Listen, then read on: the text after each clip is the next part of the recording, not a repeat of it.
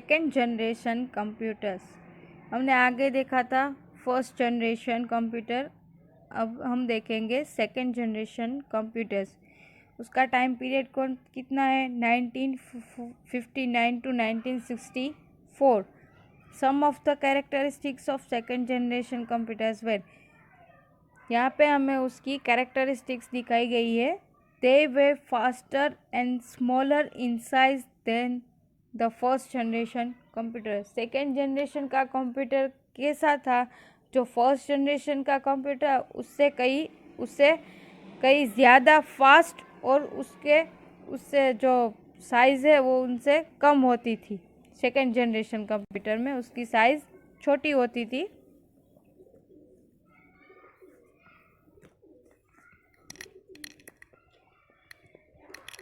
Next one is they were more reliable than the first generation computer। यहाँ पे जो हमारी विश्वसनीयता होती है, जो उसका रिलायबल होता है, वो फर्स्ट जनरेशन से उसमें ज़्यादा था। they had many components, printers, memory, disk storage, operating system, etc. which are the associated with the modern day computers। हम जो मॉडर्न कंप्यूटर हम यूज़ करते हैं, यानी कि हम अभी जो कंप्यूटर यूज़ करते हैं वो मॉडर्न कंप्यूटर है। वो कंप्यूटर है उसमें हम printer, memory, disk storage, operating system वो सब हम यूज़ कर सकते थे। इसमें भी हम यूज़ कर सकते हैं। Transistor were used as their main components which replace the vacuum tube used for the first generation computer. Second generation computer में हम क्या यूज़ कर सकते हैं? तो ट्रांजिस्टर। उसमें क्या यूज़ हुआ था? ट्रांजिस्टर। जो हमें 1.9 फिगर में दिखाए गए वो सब क्या है? वो अलग अलग ट्रांजिस्टर है। और फर्स्ट जनरेशन में हमने क्या यूज़ किया था? तो वैक्यूम ट्यूब्स। उसको रिप्लेस करके उस सेकेंड जनरेशन में हम ट्रांजिस्टर का यूज़ करते थे। They were easier to program than the first generation computer. उससे हमारा काम क्या होता है? तो ईजी हो गया है। So they had greater commercial use.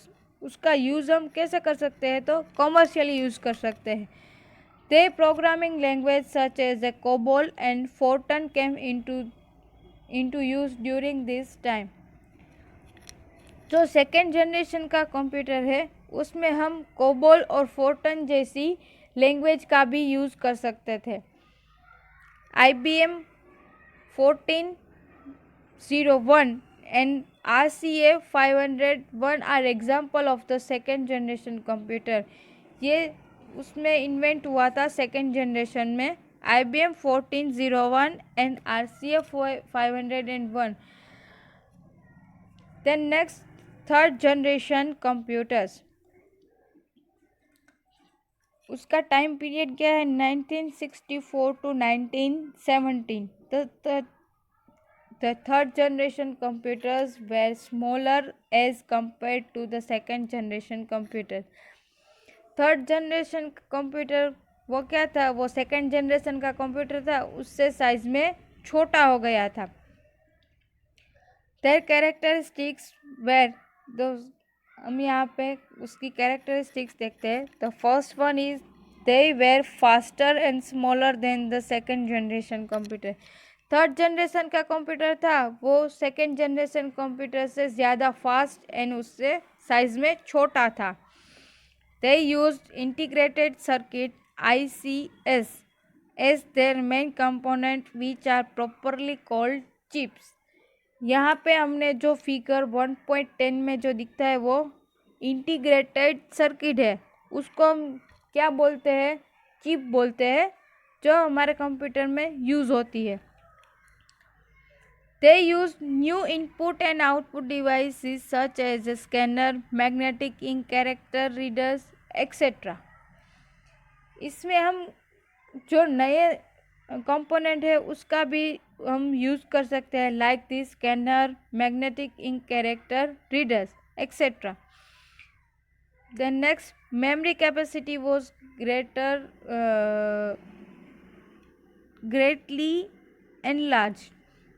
जो मेमोरी कैपेसिटी है वो उस सेकेंड जनरेशन कंप्यूटर से ज़्यादा है।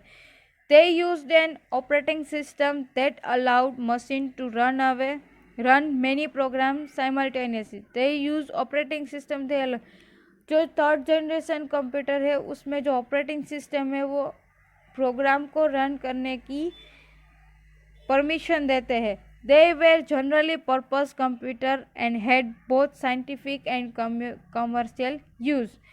ये थर्ड जनरेशन का कंप्यूटर है वो हम कहाँ पे यूज़ कर सकते हैं, वो साइंटिफिकली भी यूज़ कर सकते हैं और कॉमर्शियली मीन्स हम जो यहाँ पे कोई भी काम है वो हम जो स्कूल में यूज़ करते हैं, अलग अलग संस्था में जो यूज़ होता है हमारा वो कॉमर्शियली यूज़ होता है। This computer used as a keyboard to input data and monitor to display the output। यहाँ पे जो कंप्यूटर है वो उसमें हम क्या कर सकते हैं, तो कीबोर्ड से हम डेटा इनपुट कर सकते हैं और हमें जो वो आउटपुट मिलता है वो हम कहाँ पे देख सकते हैं, तो मॉनिटर पे जो डिस्प्ले होता है वो हमें मॉनिटर पे होता है जो सारा आउटपुट है वो। The IBM 360 and 370 series are example of the third generation computer। यहाँ पे IBM 360 सीरीज़ और 370 सीरीज़ है उसका हम यूज़ कर सकते हैं, वो उसका एग्जाम्पल है। The fourth generation computers 97 to 1971 to present। 1971 से प्रेजेंट हम यहाँ पे जो यूज़ कर सके अभी यूज़ कर सकते हैं वो हमें वो कंप्यूटर वो फोर्थ जनरेशन कंप्यूटर है। तो fourth generation computer the present day computers are unique in the following ways. हम जो यहाँ पे प्रेजेंटली यूज़ करते हैं कंप्यूटर्स वो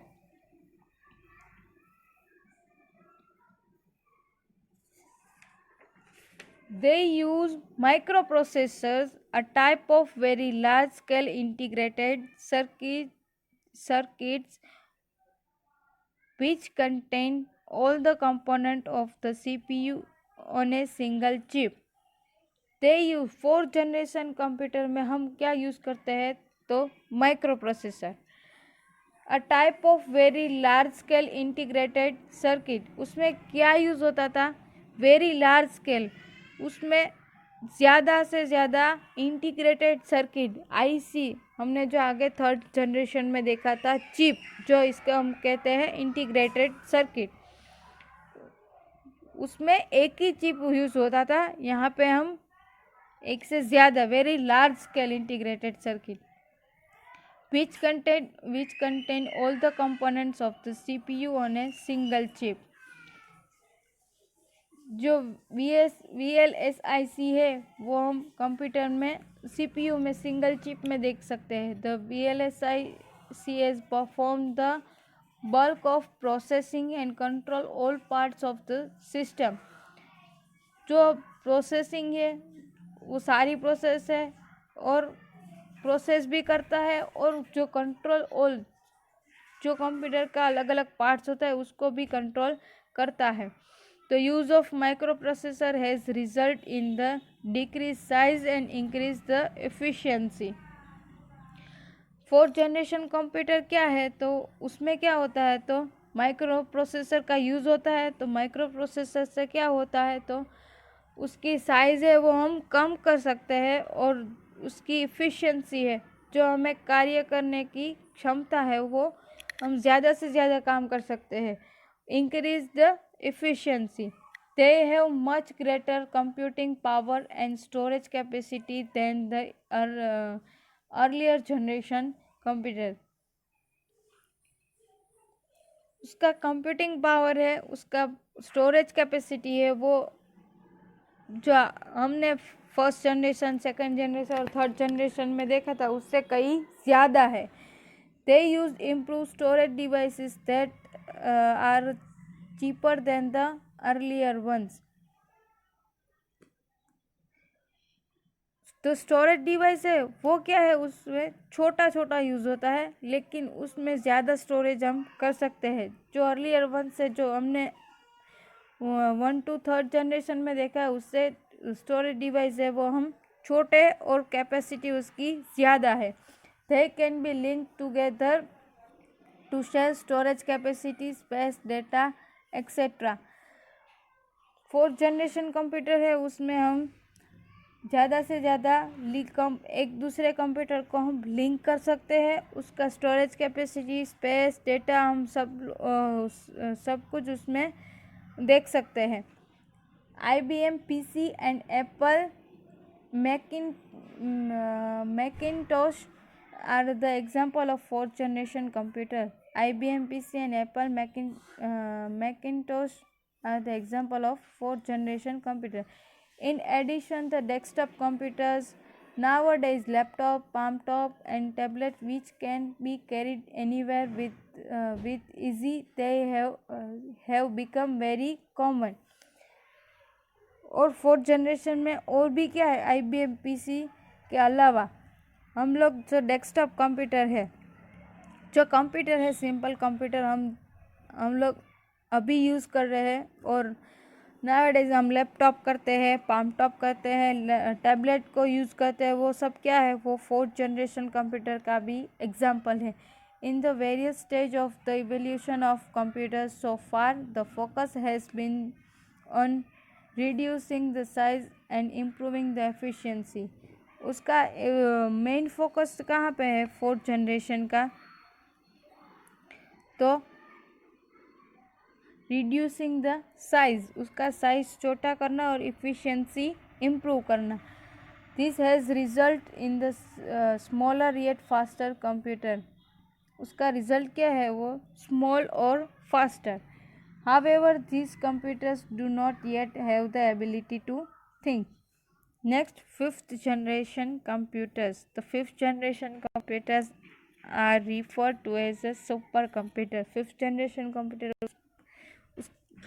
वो कौन है, वो सुपर कंप्यूटर है। Super computers have very high storage capacity, extremely high speed, and the ability to carry on highly sophisticated operations such as the weather forecasting. The fifth generation जो है वो कंप्यूटर वो कैसा है, वो सुपर कंप्यूटर है। Super computer में क्या है, तो वेरी हाई स्टोरेज कैपेसिटी है, उसमें उसकी स्पीड बहुत ही हाई है, and the ability to carrying the highly sophisticated operation, जो अलग अलग ऑपरेशन है उसमें वो होता है। And such as the weather forecasting, weather हम जो हवामान से आगाही करते हैं उसमें जो कंप्यूटर यूज़ होता है वो कौन है, वो सुपर कंप्यूटर है। The C-Ray CS300 series is an example of supercomputer. C-Ray CS300 series है, वो उसका सुपर कंप्यूटर का एग्जाम्पल है। 5th generation computing also involve artificial intelligence. उसमें क्या यूज़ हो, 5th जनरेशन कंप्यूटर में क्या यूज़ होता है, तो artificial intelligence, AI। Artificial intelligence is a branch of computer science that aims to create a computer that can think, behave, and react in the same way as a human do. Artificial intelligence क्या है, तो जो computer science है उसका M है कि वो computer है वो हमारे मनुष्य की तरह वो विचार सके, उसकी तरह बिहेव कर सके, और उसी तरह उसमें रिएक्ट करे, जो भी टास्क है वो उसका उस पर रिएक्ट करे, same way as a human, वो मनुष्य की तरह वो पूरा का पूरा कार्य कर सके। The 5th generation computer would possibly to be able to think like human. हम 5th जनरेशन का कंप्यूटर ऐसे बनाना चाहते हैं कि वो पूरा का पूरा मनुष्य की तरह उसको एबल कर सके। Japan was one of the first countries that tried developing artificial intelligence in the late 1980s and the early 1990s, but they did not success. Even today we have achieved only limited success. Japan का scientist है जो उसने first try किया था कि वो artificial intelligence को develop कर सके। उनमें उसने कहा किस टाइम पे ट्राई किया था, तो जो 1980s का एंड था और 90s का बिगनिंग पोर्शन था, उसमें उसने डेवलप करने की कोशिश की थी, but they did not succeed. उसमें सक्सेस नहीं हुए वो लोग। Even today we have achieved only limited success, उसमें थोड़ा अभी इवन टुडे वी हैव हमने जो अचीव किया है वो लिमिटेड सक्सेस हमने अचीव किया है। However scientist believe that by 2030 we would be able to have machines that equal to complexity of human brain. जो साइंटिस्ट है उसने बिलीव किया है उसमें कि 2030 में we would be able to, उसने ऐसा मशीन बनाएगा कि वो ब्रेन की कॉम्प्लेक्सिटी को और कंप्यूटर से उससे इक्वल कर सके।